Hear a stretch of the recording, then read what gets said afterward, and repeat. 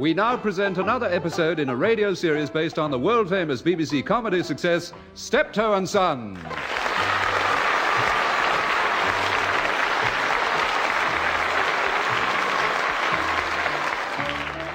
With Wilfrid Bramble as Albert and Harry H. Corbett as Harold.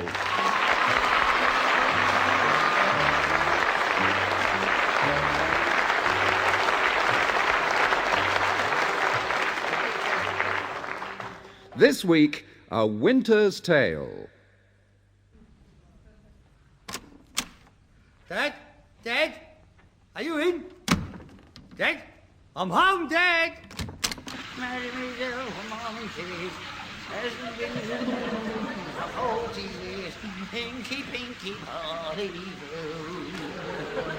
don't believe it.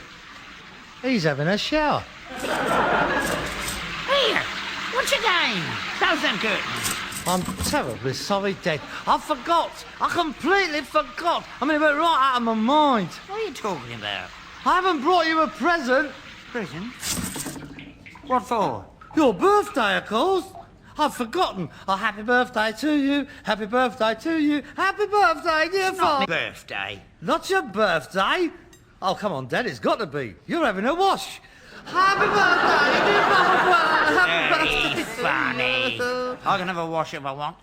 Well, you never used my shower cabinet before. I've never had half a ton of soot fall on me before. I was sweeping the chimney. And flipping birds. You're lucky it was only soot. Well, now you're in there. How do you like it? That's all right. Paper. I don't want you to think that I'm interfering, but I think it would be more efficacious if you was to take your underpants off. I'm not taking my underpants off for anybody. Somebody might come in. Oh, Dad, no. What? You got the washing up in there. Well, we got to eat off of those. Oh, there's no use in wasting good hot water. Yeah, hot water put in here, but not down in the kitchen where I need it. It's the wonder you haven't got your laundry in with you, or your rubber plants. Come on, out of there. That's my shower. I'm not having dirty old men a-bluting in it. I did not a bloot in it. Come on out, come on out. You'll be like Southend with the tide out by the time you've finished. We'll be able to breed a few thousand lugworms in there. I'm nearly finished. It's good, ain't it? Better than the old tin bath. How much did it cost? Not much. 180 quid. 180 quid just to have a wash? You want your brains tested. How much is that a wash?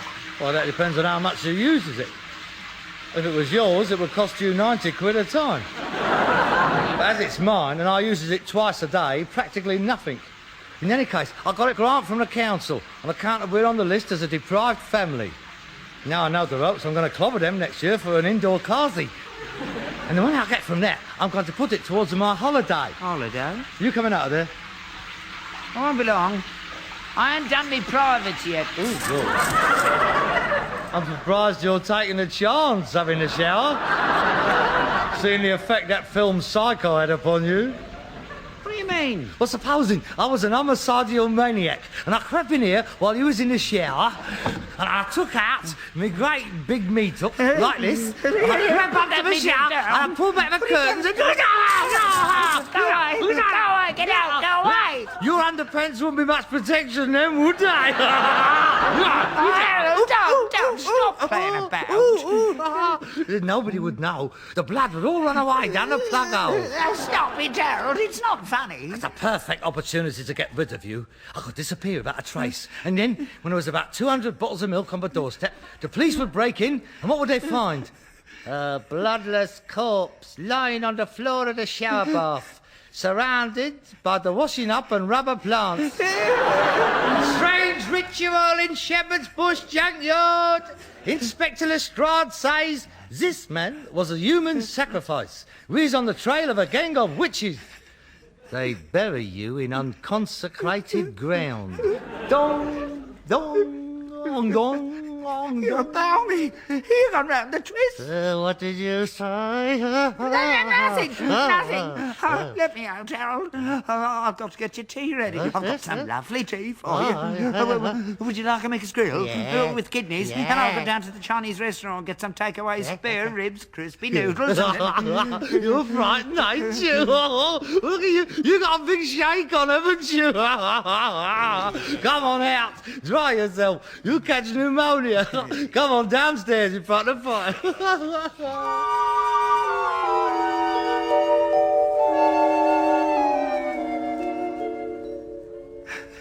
I bet you're cold now. All them layers of dirt has gone. It's like shedding your winter skin. You were scared silly then, weren't you? You're petrified of dying, you are. Of course I am. I can't think why. You've had your 70 years and 10. You're living on borrowed time as it is. I can't understand why you want to hang on. I don't know why you just don't turn it in and have done with it. I'll see you off, mate. I'm in better nick than you are. I'll throw the first handful of dirt down on you, don't worry. Yeah, you probably will, at that. Ooh. I've no desire to hang about as long as you have. I can't see what enjoyment you gets out of it. You got no teeth. You can't chew your meat, your eyes are going numb, you're too old for a bit of nookie. Who is? You is. I can't see why you bother. In a well-organised, less sentimental society, you would have been put down. Or if you don't fancy that, you could go in for the old cryogenics. What's that? Well, when you conk out, they bung you in a deep freeze, like they're doing in America. Then in 100 years' time, or so, when they found a cure for all the things that's been wrong with you, they open the door, warm you up, and Bob's your uncle. Alive in the year 2070.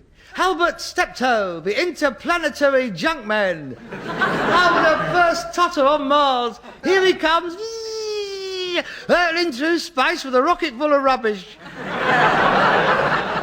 100 hours estimated splashdown on Clapham Common Pond, Spillash. What do you reckon? I'll put you in the fridge now if you like. I'll move the shells out. What are you up to? What do you mean? I know you. Whenever you go ranting on about me being a burden and getting rid of me, it means that you want to do something and you think I'd be in the way. I don't know what you're talking about. What holiday? Pardon? The money you're going to get from the council, you said you put it towards holiday. Did I? Yes, you did. All right. I'm going on holiday. Without me? Well, I wouldn't put it like that. I'm just going on my own. Without me? Well, if you want to put that interpretation on it... Well, what other interpretation is there? If you're not going on your own, you're going without me. Look, I didn't think of it as going without you. I just thought of it as going on my own. It's the same thing. How many of you think we're indivisible? And I don't. You are you, and I am me. And I didn't even think about you. I see. That's good, ain't it? You spend 40 years of your life bringing up a baby, and then he doesn't want to think about you. Oh, God. I didn't think of you in terms of my holiday, that's all. That's all right. You don't have to explain. I understand. I'm living on borrowed time, so I don't need a holiday. It's a waste of money. If I drop down dead halfway through the fortnight, we'd lose a week's lodging. Very practical. You know very well that is not my motivation at all. In any case, I could take an insurance out. If you drop dead, I could get a rebate. It's just that where I'm going won't appeal to you. I mean, I'm not going for a restful holiday. Well, I'm going for an athletic one. You dirty little devil. There are other forms of athletics. When are you going? Next week. Next week? This is the middle of winter. There's nothing happening in Bognor in February. I'm not going to Bognor. We always go to Bognor. Well, I'm not. I'm going to Obergurgle. Oh, but what? Gurgle. Well, I've heard of every other place in the South Coast, but I've never heard of Obergurgle. Well, when I say Obergurgle, I might decide to go to Switzenbrugge. I haven't made up my mind yet. Switzenbrugge? It's in Austria. What do you want to go to Austria for? What's wrong with Bognor? Dad, with all the best will in the world, it is very difficult to go skiing in Bognor at any time of the year. Skiing? You? Why not? I've always wanted to go on a skiing holiday. I've never been able to afford the gear. It's very pricey. So I've been collecting bits here and bits there off and around. All I was missing was my ski sticks. Then this morning, I picked up these for 15 bob. Here, look. What are they? Ski sticks. They look like park keepers' waste paper sticks. Well, they're not. They're ski sticks. See? Hans Schwitter, 1932 Olympic Games. They're professional visas, mate. Where do you put your feet? You don't put your feet on these. This is for your hands. I mean, this is very important if you want to, well, if you want to move, for instance. I've got the lot now. I'm all kitted out and ready for off. Over gurgle, here I come. I'll show you my gear if you're interested. Look, here. Oh. I've got hats, and sweaters, trousers, boots, and anoraks. All from some old bird whose husband was killed by an avalanche. Well, not exactly by an avalanche. Apparently, he saw it coming and he was doing 60 miles an hour down the Zug's pit. And he tried to go around both sides of a pine tree at once. Bump. A bit of luck he was my size, really. Otherwise, I shouldn't have been able to go. Look at this gear. Beautiful. I mean, she's had it all cleaned. There's not a blood stain left on it. There's 150 quid worth of gear here. 50 bob the lot. Well pleased she was. It's only been worn once. And these is my means of transport. I mean, look at that workmanship. What field to finish? Racing skis, these are. They're different colours. I'm going to paint one, aren't I? That one's longer than that one. I'll cut a bit off it, won't I? Well, if you want to look at Burke, it's up to you. I'm not going to look at Burke. There won't be anybody better dressed out there than me. Not even the Aga Khan, mate. I bet the Aga Khan won't be wearing welding goggles. You give me them back! You had to pick on the one thing, didn't you? This is just a stopgap, that's all. I shall hire a pair of proper goggles when I gets to Obergurgel. Obergurgel. Here, it's a lovely place. Look, I've got a brochure. Look at that. Just look. See? Mix with all the jet set. Be an international playboy. From 8 days and nights. £14.10, including airfare. Blimey, that's going to knock a big hole in the Aga Khan's pocket. I suppose he'll be flying out from Luton with you. Now look here. If this derisory attitude persists, I shall have no alternative but to stuff this ski stick right up your nostril. All right? Now, where were we? Obergurgel. Yeah. Look at the photographs. Oh, isn't that the most beautiful place you have ever seen?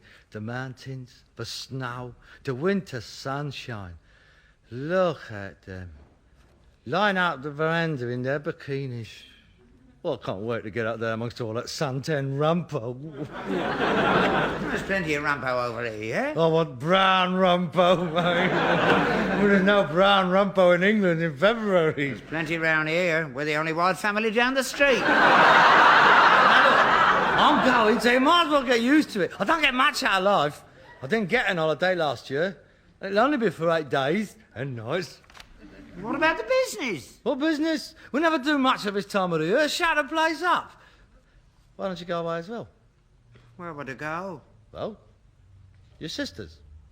You're always complaining you never see her. Go up and see your sister in Stoke-on-Trent. Stoke? In February? It'll be full of tourists. I'll never get in. Well, there's some nice countryside round there. I'm not going to Stoke-on-Trent in February. Oh, well, I've made my suggestion. I mean, you go where you like. Just as long as you keep away from Obergurgel. I wouldn't be in your way. You're not coming. Anyway, you can't. Even if I wanted you to come, you can't. And I don't. I got the last booking. There isn't an empty bed in the whole of Obergurgel. I could sleep in yours. You're not planning to spend much time in it. You're not coming. That's final. You never want to take me anywhere with you these days. What do you mean, these days? I never wanted to take you anywhere. I just can't get rid of you. This happens every year. I've never had an holiday on my own yet. The last time I went abroad on my own was to Germany with the army. And that was touch and go. You wanted to join up then. Everywhere I go, you're there. Every time I turn round, you're there. I can't go to the bloody lavatory without you waiting outside. You follow me everywhere. I mean, it's not natural. Don't! You do? It's not true.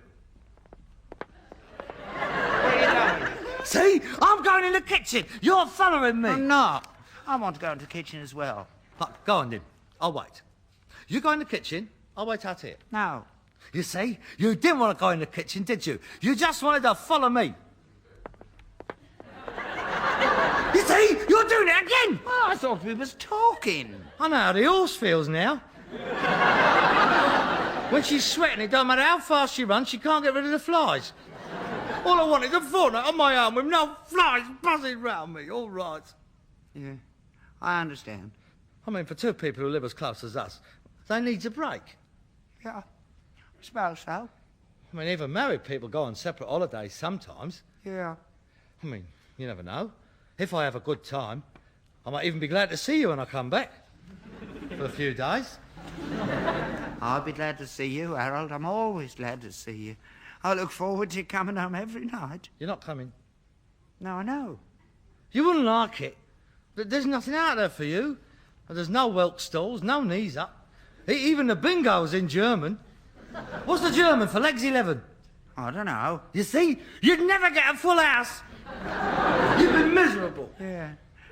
Well, don't you worry about it. You go and enjoy yourself. Never mind about me. I'll be all right. I'll send you a card. Don't bother, son. Put me right out of your mind. It'll do you good. Don't worry about me. I won't be on my own. I'll go down to the cemetery and sit with your mother. Look, I'll tell you what.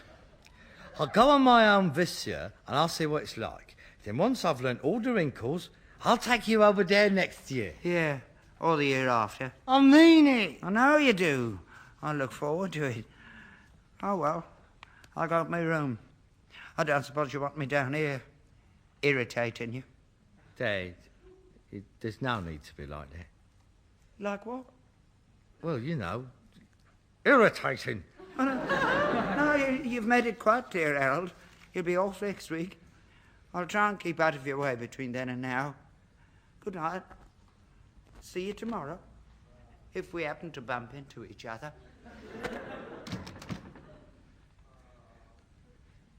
He's not coming. He's not coming.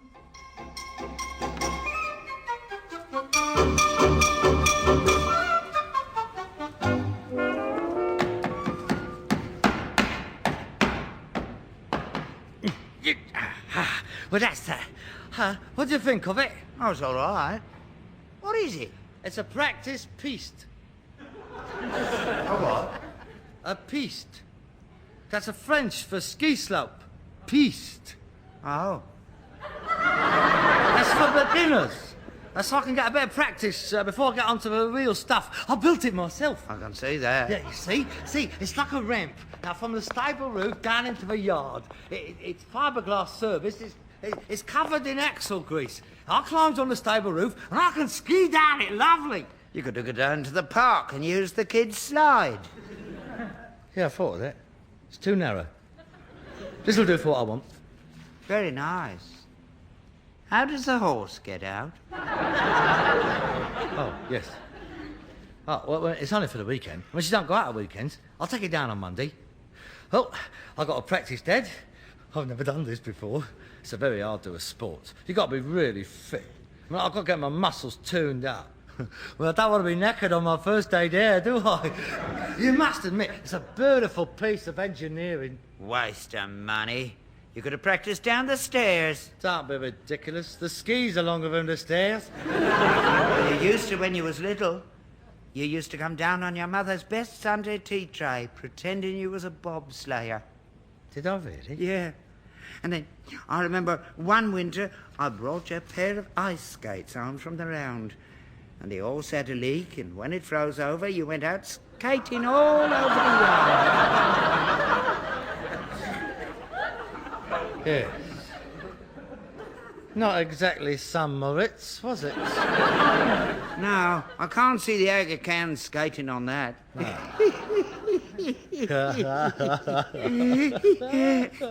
And now you're going out there to do the real thing, eh? Times have changed. Oh, yes. Winter holidays is no longer the prerogative of the rich. Everybody's at it.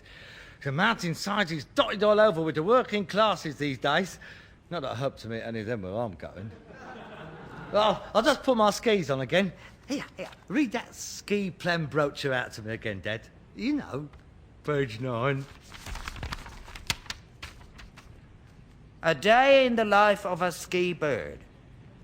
9 o'clock. Leap out of bed and survey view.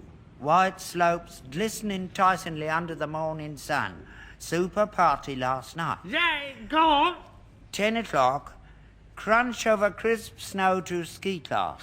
Big hello from my ski instructor, Hans. He's really something. There you are. You won't get a look in. We can't have them all, can he? I mean, he's got to think about his job. I mean, you can't have a shagged-out ski instructor. He won't last 5 minutes, would he? 2 o'clock. Big moment this afternoon. I skied down the mountain for the first time. Hans made it all so easy. Don't keep on about hands. Get to the meat. 4 o'clock. Après-ski begins. Yeah, that's it. Oh, that's where it all happens. The afternoon booze up. That's where you sort them all out.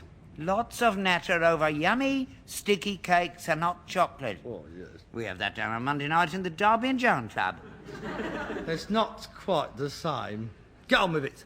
Get invited by David. He's a TV executive or something. To join him after dinner on a moonlight sleigh ride. Oh, jingle bells. Whoa, it sounds marvellous, don't it? I shall have some of that.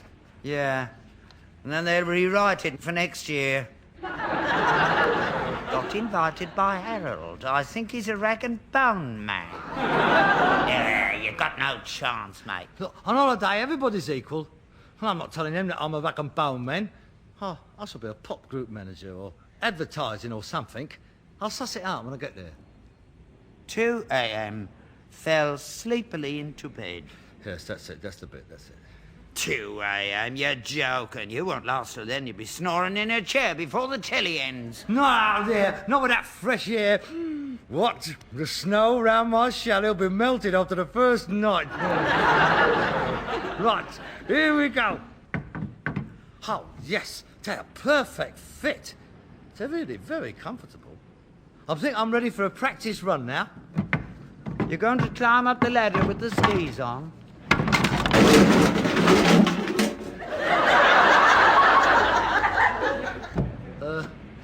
Yes. Well, it would be better if I put them on when I got on the roof, wouldn't it? It's up to you. I'll take them off. Of course, at Albuquerque, you goes up the mountain in a ski lift. Well, I didn't think that a dirty great ladder leaning up against it. Go on, up you go. Peter, would you pass my skis up, please? Yeah. There you go. Now, you can see now why I didn't want to take you. It's a very dangerous sport. It's not for old men. You better put your goggles on. You don't want to get the sun in your eyes or the snow either. Right. Thank you. Here we go. Mind out! Mind out!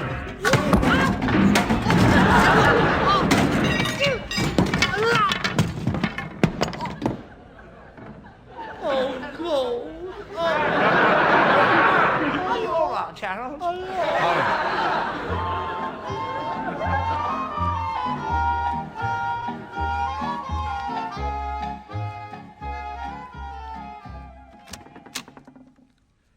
Harold, taxi's here. I'm off then. I'm sorry you can't come with me. It's a bit difficult going down the Cresta run with a broken leg. Shame to waste the ticket. I didn't like the stuff you had, so I went to Harrods and got this lot. Well, have a nice rest. It's funny. I've heard of people breaking their legs once they get there, but not before they've left. Well, I don't like to leave you on your own, really. But you're going to. Oh, yeah. I'm sure you'll be all right. I'll manage. You should have somebody to look after you. Why don't you go up to my sister in Stoke? There's some lovely countryside round there. Go on, get out of it! I'll kill you! Go on, get out! Well, I'll see you when you get back. I'll send you a card as soon as I get to Obergurgel. Cheerio. Cheerio. Wait. Now, don't go mad at it. Don't go on them steep runs. They're very dangerous. Now, you go out on the piste first. I intend to, mate. Every night. See you in 8 days.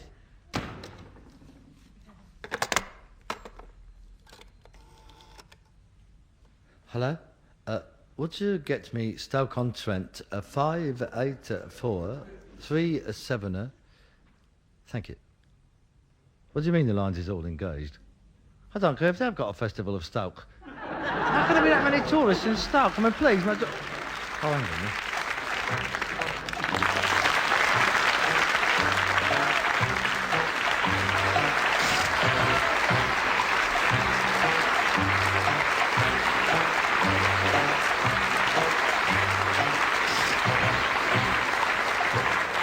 You've been listening to Wilfred Bramble and Harry H. Corbett as Steptoe and Son.